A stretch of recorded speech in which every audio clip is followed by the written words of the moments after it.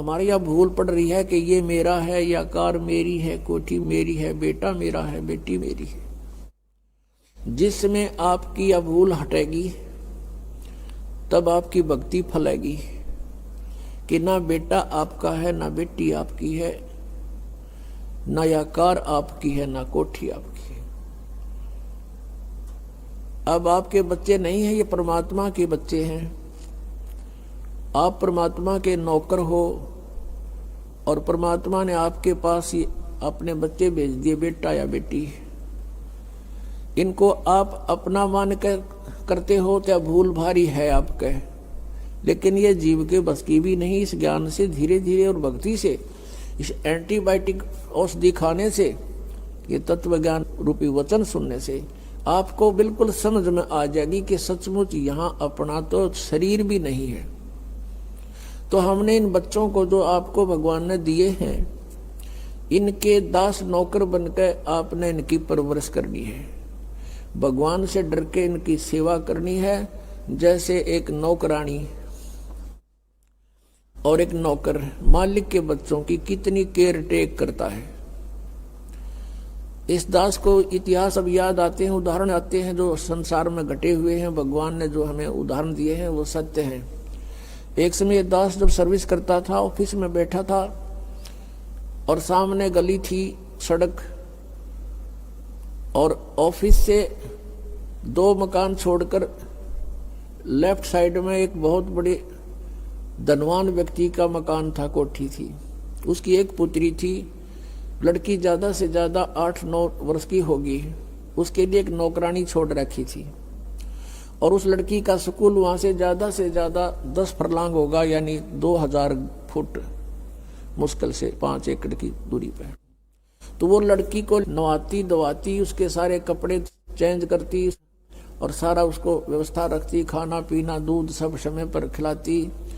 और उसको जब छोड़ने जाती थी स्कूल में, पैदल छोड़ के आती थी, थोड़ी दूरी थी, तो वो क्या करती थी, जून के महीने में एक छोटा सा छाता लेकर लड़की पर तो छाता रखती थी और स्वयं धूप में चलती थी, क्योंकि वो मालिक की बेटी थी।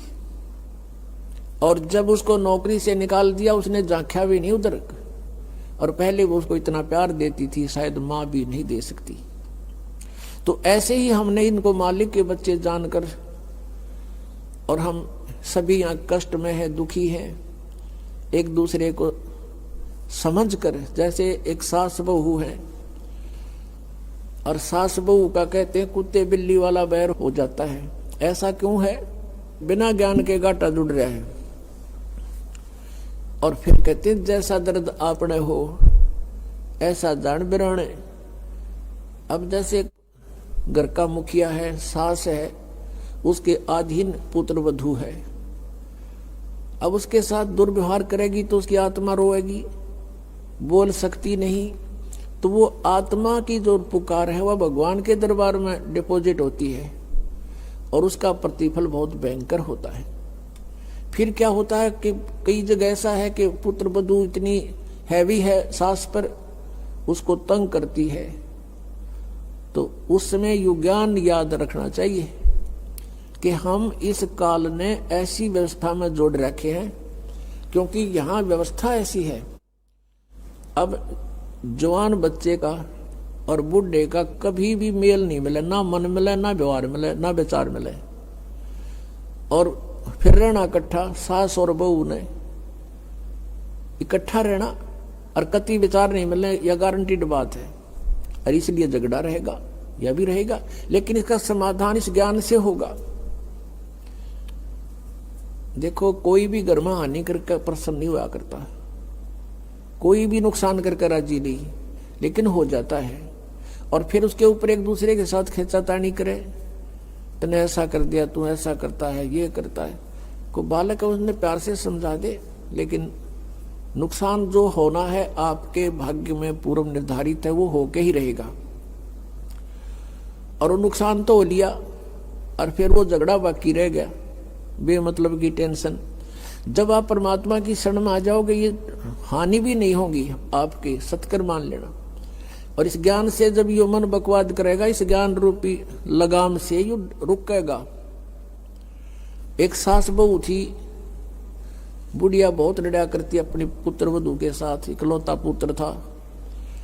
अब बेटा न्यू सोचा करता भाई माँ की बात नहीं मानी तो माँ की आत्मा दुख पाओगी, वो भी अपनी पत्नी को ही धमकाया करता, गलती होती चाहे ना होती, माँ को प्रसन्न करने के लिए। और बुढ़िया बहुत कलियारी थी। पुण्यात्मा एक परमात्मा लीला बख्शते हैं, करते हैं, दया करते हैं।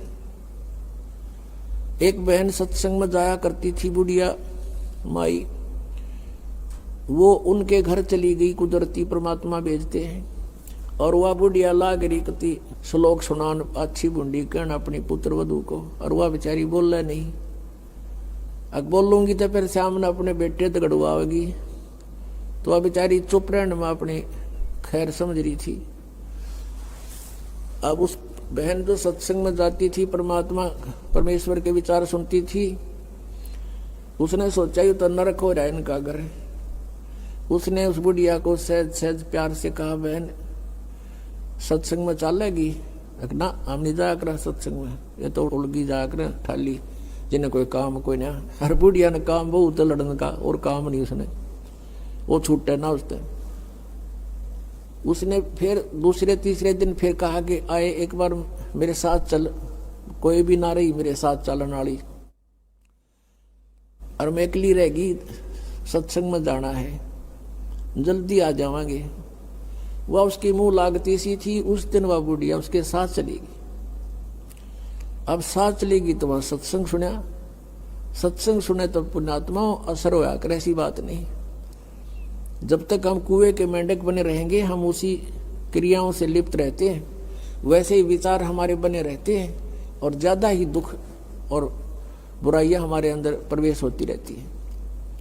बुढ़िया ने सुने विचार, उसकी तो एकदम जो है ना, एकदम परिवर्तन आ गया उसके अंदर। सचमुच हमने आपस में नहीं किसी को दुखी करना चाहिए। कथा सुनाई गई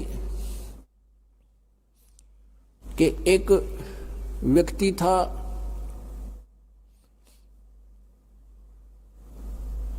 वो कहीं पर साधना कर रहा था, बैठा था, साधना कर रहा था, और एक गाय भागी जा रही थी, और वो गर्भवती थी, और उसको ये आभास हो गया था कि कोई कसाई उसके पीछे पड़ा हुआ है। वो आगे वन में ओझल होगी। शिकारी वहां आया, उस साधक से उसने पूछा, गाय देखी आपने?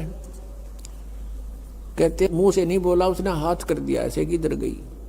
वो कसाई ने वह गाय ढूंढ ली, वो मार दी। उसका भी प्रतिफल उसको भोगना पड़ा। कहते हैं फिर उसकी बाजू कट गई।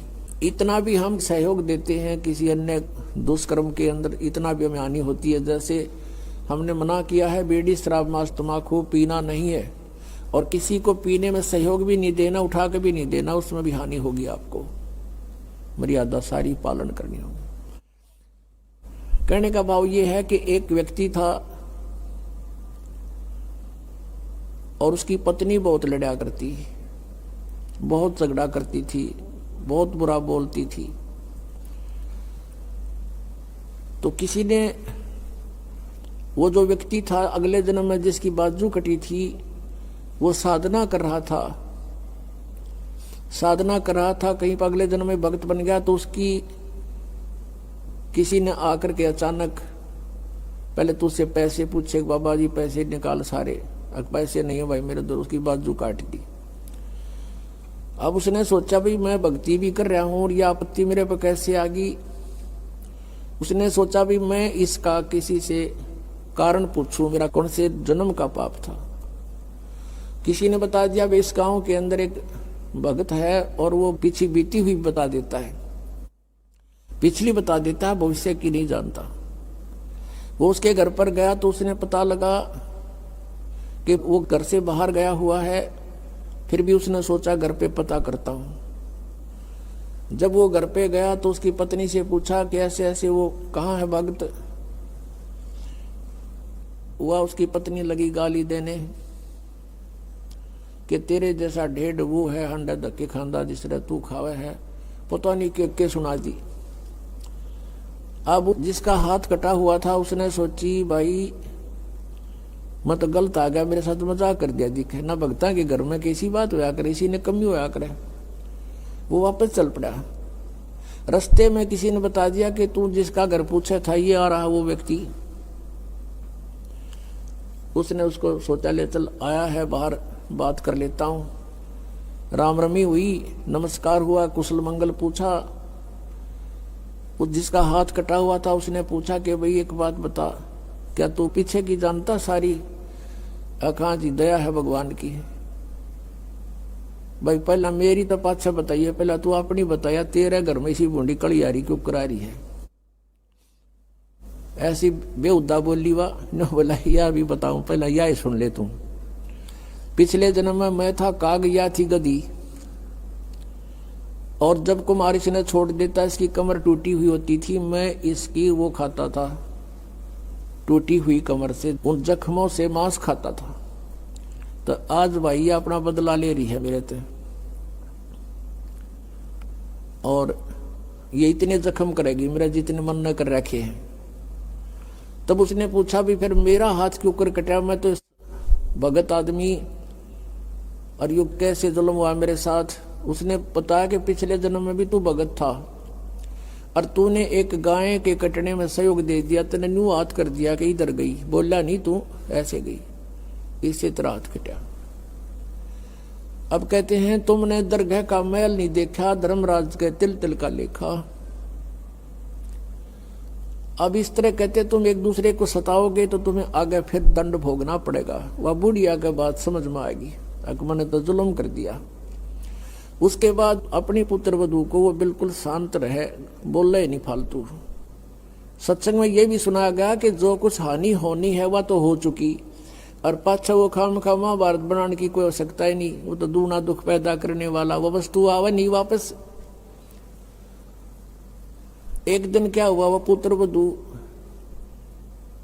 गाय भैंस का दूध निकाल के और ऊपर कड़ियों में कड़ा डाला कर दे, हुक लंबा सरिये का हुक ला देते, और उसमें बाल्टी टांग देते थे कड़े में, हुक में, कुत्ते बिल्ली से बचाने के लिए। अब उस पुत्रवधू ने वो ऊपर, क्योंकि ऊंचा होता था, गर्दन नीचे रखनी पड़ती थी, यूं कर टांगन लगी, वो कितना उल्टी साइड में लग गया। उसने सोचा टंग गया, हाथ छोड़ दिए, वो बाल्टी नीचे गिर गई, सारा दूध फर्श पे फैल गया। अब पुत्रवधू ने देखा बुढ़िया की तरफ, अगी वो होगी ओन अनो बिरना कई दिन का सांग हो गया यो। अब उसकी तरफ देख रही है बेचारी भयभीत दृष्टि से। बुढ़िया कहती बेटी कोई बात नहीं, हमारे भाग में नहीं था यो, और इसको उठा ले ऊपर ऊपर से और भैंस को ही डाल दे बेटा उसके चारे में। ये अपने भाग में नहीं था आज इसलिए गिर गया, कोई बात नहीं। अब उस पुत्रवधू ने सोचा आज बुढ़िया कौन सा स्टेशन पकड़ेगी, या तो कदे 16 बात बोलिया नहीं करती। काफी देर उसका दची नहीं, बुढ़िया फिर शुरू हो गया ऊपर ले मन तक कहती हो कदे। वह बुढ़िया खड़ी हुई, साथ ला के बेटा ठा इसने और भैंस के चारे में डाल दे, कोई दिक्कत को नहीं। अब उसने सोची अपने बेटे ने बतावेगी, मेरे तो ना कहती होगी, तो वो भी आ लिया, पुत्र भी उसका कोई जिक्र नहीं करा बुढ़िया ने। तब उस माई ने, उस बहन ने सोचा भाई इतना परिवर्तन आया क्यों कर इसमें, उसके चरण दबावे, सेवा करे। फिर पता चला कि बेटी मैं सत्संग सुनकर आई हूं, और बेटा मैंने आज तक जो गलतियां की तेरी आत्मा दुखाई, बेटा मैं माफी मांगू तेरे थे। वह पुत्र वधू रोन लागी न बोली माँ कोई बात नहीं, अब तो माँ तुल्य हो और मेरे हित में ही कुछ कहती थी। उस दिन से पुत्र वधू ने भी नाम ले लिया, फिर धीरे धीरे उसके बच्चे ने भी नाम ले लिया, और घर में नरक के स्थान पर स्वर्ग हो गया। अब इस परमात्मा की वाणी से, ज्ञान से स्वर्ग तो यही हो जाएगा, और सतलोक हमने जाना है, फिर भक्ति करके वहां सतलोक चले जाएंगे, महासुख वहां हो जाएगा। तो इस प्रकार वो परमात्मा आकर हमें ज्ञान देता है, उसके ज्ञान से हमें पता चलता है। इसलिए कहा कि सत्संग की आधी घड़ी और तप के वर्ष 1000, तो भी बराबर है नहीं, कहे कबीर विचार। अब यहां बताते हैं परमात्मा कि ये स्थान तुम्हारा नहीं है और तुम यहां ठेकेदार बन गए, मालिक बन गए। मालिक तो एक ही है, हम सब उसके बच्चे हैं और उसने आपको जो संतान दी है वो उसके बच्चे हैं, आप मानो चाहे ना मानो। और आपने ये नहीं कि अपना कर्तव्य से दूर होना है, परमात्मा के बच्चे जान के उसके डर से उनकी सेवा करनी है। जिसका जितना भी जो आपका कर्तव्य कर्म है वो करना है। उनको पढ़ाना है तो पढ़ाना है, कपड़े वस्त्र की आवश्यकता वो भी व्यवस्था करनी है, विवाह शादी भी करनी है, तो परमात्मा के बच्चे जान के करनी है। और जब यहाँ से चलोगे, जैसे वो नौकरानी निकाल दी गई थी, उसके सपने में भी ना आया, वह मेरी बेटी थी। तो पुण्यात्माओं, ये स्थिति आपकी जब आवेगी ऐसी बात नहीं, क्योंकि ज्ञान से ही अज्ञान हटता है। हम अज्ञानवश आप एक कुर्ता पर आकर मन अपना मान लिया, किसी का बच्चा जा रहा हो है कहीं पर, और उसको तुम अपनी तरफ से कुर्ता पजामा पर आकर अपने घर बैठा लो, मेरा है ना दू मेरा है, या कोई बात हुई?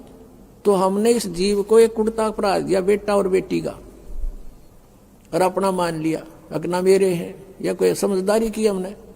तो इस प्रकार हमारा इस ज्ञान से मन हटेगा, सच्चाई की तरफ पहुंचेगा।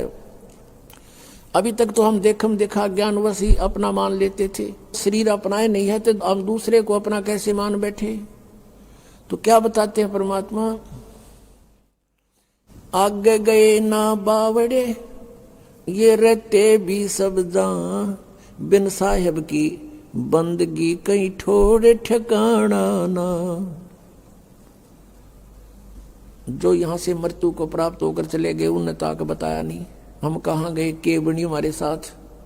और जो शेष बचे हैं वो भी जाएंगे, बिन साहेब की बंदगी की तरह ठोर ठिकाना ना। आज तुमने अपनी आकार कोठी मान रखी है मेरी है, कल मृत्यु होगी, पुण्य कर रखे आप जाओगे स्वर्ग में।